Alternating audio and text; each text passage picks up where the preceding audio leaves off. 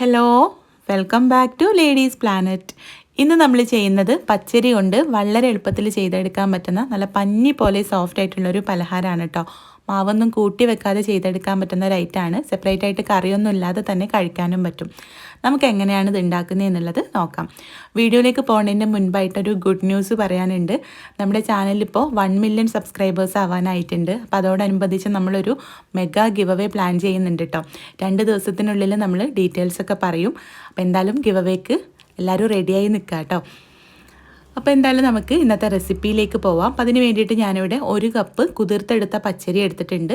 കുറഞ്ഞത് 4 മണിക്കൂറെങ്കിലും കുതിർത്തെടുക്കുക കേട്ടോ. രാവിലെയാണ് ഉണ്ടാക്കുന്നതെങ്കിൽ രാത്രി തന്നെ വെള്ളത്തിലിട്ട് വെച്ചാൽ മതി.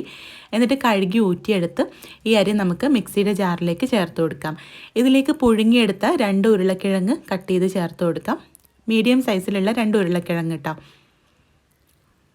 ആവശ്യത്തിനുള്ള ഉപ്പും കുറേശ്ശെ വെള്ളവും ചേർത്തിട്ട് നല്ല തിക്കായിട്ടുള്ളൊരു മാവ് ഉണ്ടാക്കിയെടുക്കാം.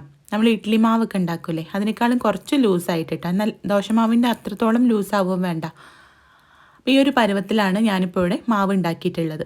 ഇതൊരു ബൗളിലേക്ക് മാറ്റാം. ഇനി ഇതിലേക്ക് മീഡിയം സൈസിലുള്ളൊരു സവാള പൊടിയായിട്ട് അരിഞ്ഞത് ചേർത്ത് കൊടുക്കാം. ഒരു വലിയ സ്പൂൺ ഇഞ്ചി പൊടിയായിട്ട് അരിഞ്ഞത് ചേർക്കാം. പിന്നെ നമ്മളിതിലേക്ക് കുറച്ച് മല്ലിയില അരിഞ്ഞത് ചേർത്ത് കൊടുക്കുകയാണ്. ഒരു മീഡിയം സൈസിലുള്ള തക്കാളി അരിഞ്ഞതും എരിവിനാവശ്യത്തിനുള്ള പച്ചമുളകും ചേർത്ത് കൊടുക്കാം. ഇതിലേക്ക് 1/2 ടീസ്പൂൺ ചെറിയ ജീരകം, അതായത് നല്ല ജീരകം ചേർത്ത് കൊടുക്കാം. പിന്നെ ഒരു നുള്ളു മഞ്ഞൾപ്പൊടി. ഇതെല്ലാം കൂടെ ചേർത്തിട്ട് നമുക്കിത് നല്ല പോലെ ഒന്ന് മിക്സ് ചെയ്ത് കൊടുക്കാം. വേണമെങ്കിൽ നിങ്ങൾക്കിത് വഴറ്റിയിട്ടും ചേർത്ത് കൊടുക്കാം കേട്ടോ. പിന്നെ ഈ ഒരു പലഹാരത്തിൻ്റെ ഒരു പ്രത്യേകത എന്ന് പറഞ്ഞാൽ മാവ് ഉണ്ടാക്കിയിട്ട് കുറേ സമയം റെസ്റ്റ് ചെയ്യാനൊന്നും വെക്കണ്ട. മാവ് ഉണ്ടാക്കി അപ്പം തന്നെ നമുക്കിത് ചുട്ടെടുക്കാം കേട്ടോ.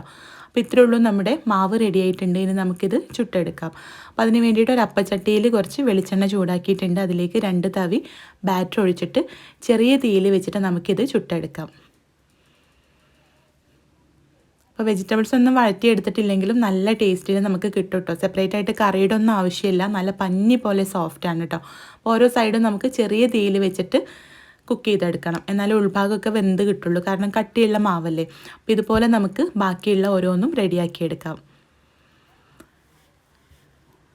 അപ്പോൾ ഇത്രയേ ഉള്ളൂ, നമ്മുടെ ഈ ഒരു പലഹാരം റെഡി ആയിട്ടുണ്ട്. അപ്പോൾ നിങ്ങൾ ട്രൈ ചെയ്ത് നോക്കണം കേട്ടോ.